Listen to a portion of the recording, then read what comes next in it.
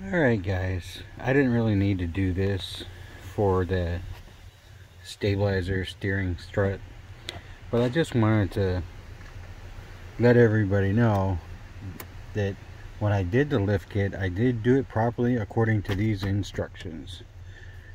When I did the bolt that you saw me yesterday that I struggled with, to get out because it had been reversed. And it says right here to locate the front cross member in box 3, hang the cross member, the lower control arm pockets that are on the truck with a large hole and 4 holes for this on the bottom cross member facing the front of the truck, and use the stock bolts, head of the bolt towards the rear and the threads towards the front, and it's done for clearance for the steering linkage. Now, as you saw, the steering linkage was really far away at the time because I'm missing that heim joint bolt.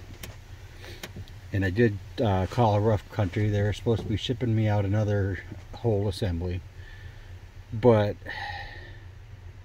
honestly, if I had put the bolts back in the way they came out, that bracket would have really gone together really fast.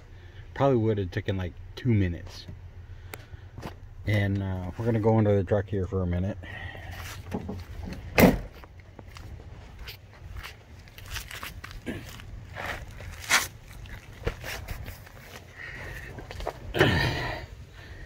So as you can see, that's the lift bolt that they gave me here, and there's still some bolt coming out of it. I did not use the bolt that came with the shock installation, but as you can see, I did get a washer at work today, and there's still enough sticking out of that. But that's the way the bolts were from the factory,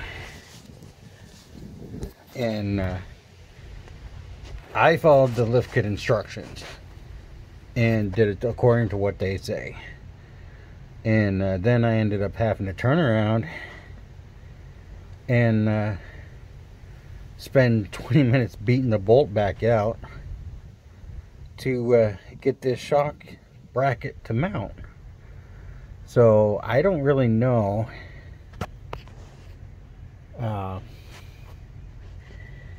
if there is that much of a clearance issue. It looks like it might be if you look from down here, but if you actually look straight across, it is probably a good maybe 3/4 of an inch away from that steering drop bracket, which isn't even close to touching it because it's all the way turned to the right, and the welded piece in the middle there to drop the center link down is all the way to the right. It's still nowhere near that nut and bolt. So if you install the rough country lift and you want to do it that way, it's not going to hurt anything. And then if you decide to do the steering stabilizer shock install, it'll make it a whole heck of a lot easier.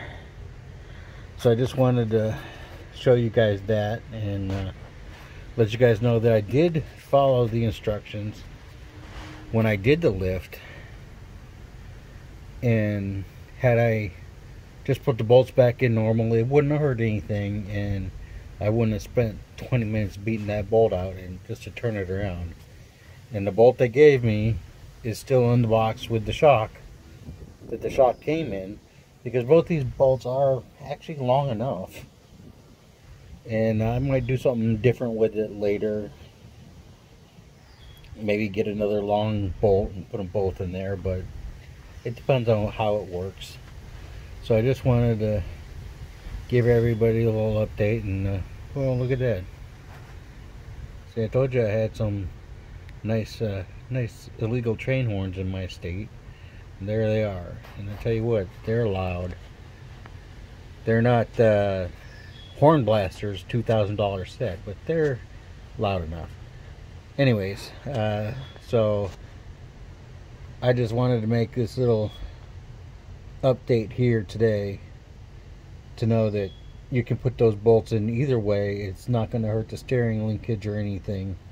If you put them back in the way they were from the factory, it will just make it speedier to get the mounting bracket here installed. And it's really straight and flat. I do have 2 washers in there, and it gets it right up to that lip.